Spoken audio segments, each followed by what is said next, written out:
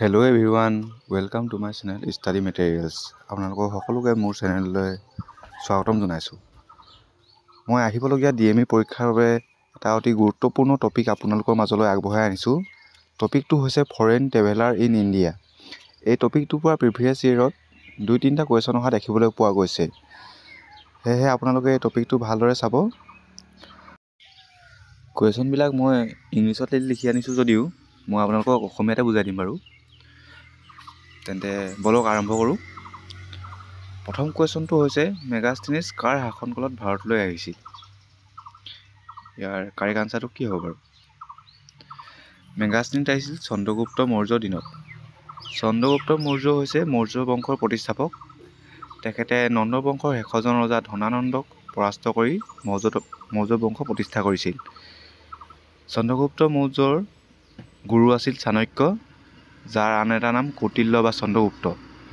চাণক্য লিখা গ্ৰন্থখন হৈছে অৰ্থশাস্ত্ৰ।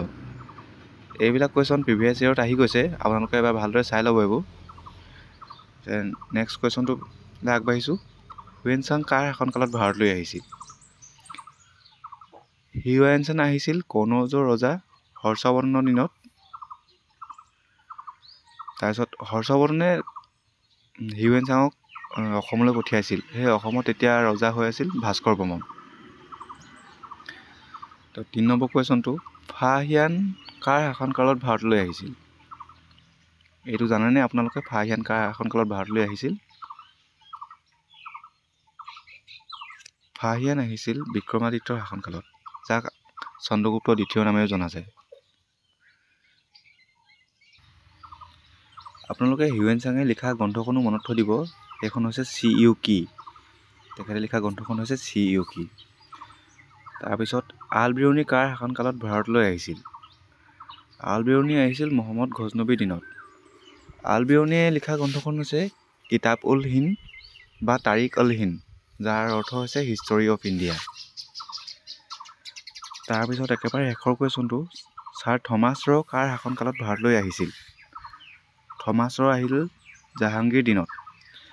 জাহাংগীৰ কাৰ পুত্ৰ আছিল আপোনালোকে জানেনে? জাহাংগীৰ আছিল আকবৰৰ পুত্ৰ। আৰু জাহাংগীৰৰ পুত্ৰ কোন আছিল?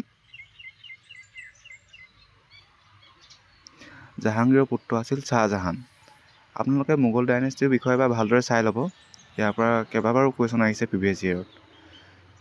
ঠিক আছে, তেন্তে আপোনালোকে মোৰ চেনেলটো ছাবস্ক্ৰাইব কৰি থ'ব।